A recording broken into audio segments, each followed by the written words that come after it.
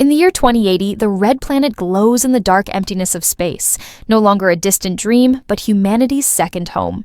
The journey that began with small robotic landers has transformed into a living reality, a civilization standing proudly on the surface of Mars. Humanity has done what was once thought impossible, building life on a world that was never meant for humans. Decades ago, people looked at Mars through telescopes and wondered if there was life out there. Today we are that life. The colonization of Mars has changed everything, not just science and technology, but the very definition of what it means to be human. We are no longer bound to one planet. We are becoming an interplanetary species. The dream of living on Mars started taking shape in the 2030s, when reusable rockets and AI-powered missions turned fantasy into engineering. By the late 2040s, the first human footprints pressed into the Martian soil. It was dangerous, expensive, and uncertain. But that's how every chapter of progress begins. By 2050, the first permanent base was built beneath the surface, shielded from deadly radiation and freezing temperatures. It wasn't much, a handful of modules and tunnels carved into red rock. But it was the beginning of a new civilization.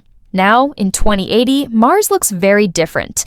Gigantic domes shimmer under the pale sunlight. Inside them are forests, lakes, and streets filled with people.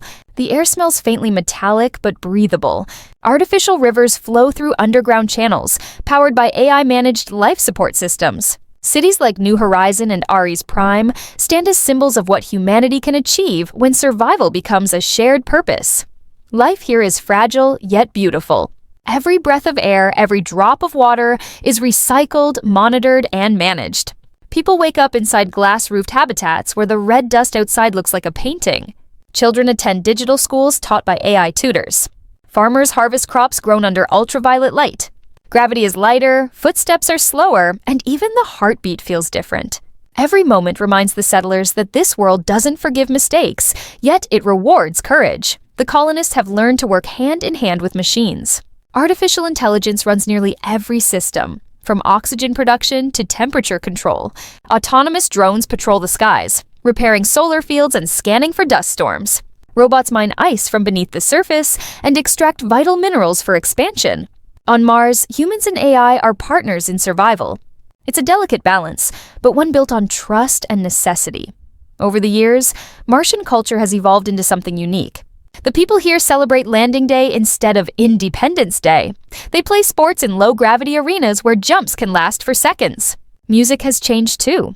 The sound waves behave differently under pressurized air, giving rise to haunting melodies that Earth musicians could never create. Even language has begun to shift, filled with words and expressions that only make sense to those born on this distant world.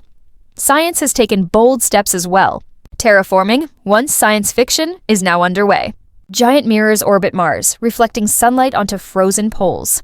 As the ice melts, carbon dioxide thickens the atmosphere, and small traces of oxygen begin to appear. Bioengineered algae and bacteria spread across the surface, turning red deserts into faint green streaks visible from orbit. It's still a slow process, one that may take centuries, but humanity has already begun to awaken a dead planet. The transformation of Mars hasn't just changed the environment, it's reshaped human identity. Generations born here will grow up never seeing Earth's blue skies or oceans. Their bones will be lighter, their muscles adapted to the planet's weaker gravity. Scientists believe that within a few generations, Martian humans might physically differ from Earthlings, taller, leaner, with slightly altered biology. They're becoming the first true Martians, the pioneers of a new branch of humanity. But with progress comes conflict. Mars may be humanity's second home, yet its politics are far from peaceful. The planet is governed by the Martian Council, an alliance of Earth nations and private corporations. However, many settlers believe they deserve independence. They argue that Mars was built by their sweat, not by the governments watching from millions of kilometers away. Flags of red and gold wave inside the domes, symbols of a rising Martian nation that dreams of freedom from Earth's control. The debate grows louder each year, and some fear that the first war between planets might not be fought with weapons, but with ideologies. Despite the tension, daily life continues. Over 500,000 people now call Mars home. They wake to the gentle hum of life support systems and the soft glow of artificial dawn. Breakfast includes hydroponic vegetables and protein-grown algae. Kids laugh as they chase robotic pets through hallways. Scientists work in labs studying Martian soil for traces of ancient microbes. Outside, construction crews in white exosuits build new tunnels and transport pods that link the cities together. Every task, no matter how small, carries a sense of history. These are the people rewriting humanity's story in real time. At night, the planet becomes quiet. From the observation decks, colonists watch the twin moons, Phobos and Deimos, drift slowly across the sky. The stars look sharper here, the constellations clearer. Far below, the red dust glows under faint city lights, and the silence feels infinite. Some whisper that Mars has its own spirit, ancient, mysterious, and patient, as if the planet itself is watching us, deciding whether we deserve to stay. Technology has given humans godlike power on Mars. AI architects design cities before a single brick is laid. Quantum computers predict weather patterns weeks in advance. Nanobots maintain the colony's infrastructure, repairing microscopic cracks that could one day become deadly. Even communication with Earth has improved through laser-based interplanetary internet, reducing the delay between worlds from minutes to seconds. Mars isn't isolated anymore. It's connected, alive, and growing. But even amid all the progress, humanity never forgets what was lost to reach here. The first settlers endured radiation sickness, starvation, and isolation. Many never returned home. Their names are carved into crystal monuments inside New Horizons Memorial Park.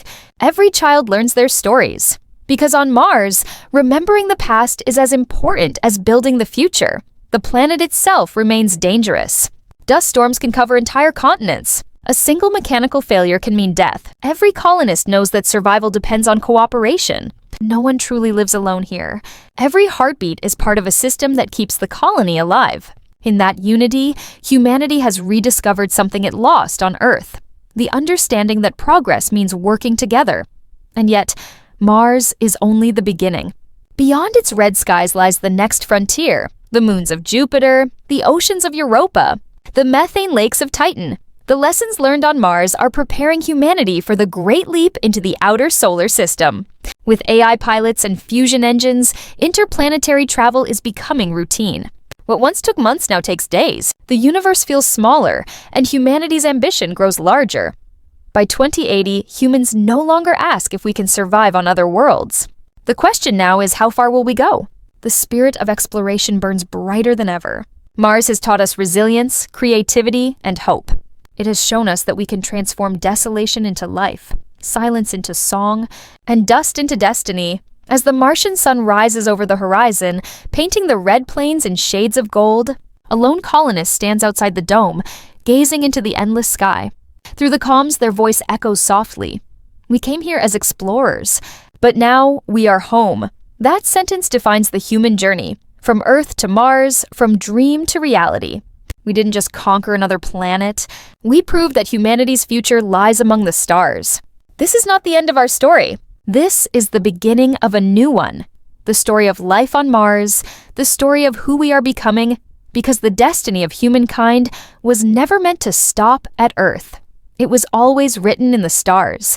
And in the year 2080, on the red sands of Mars,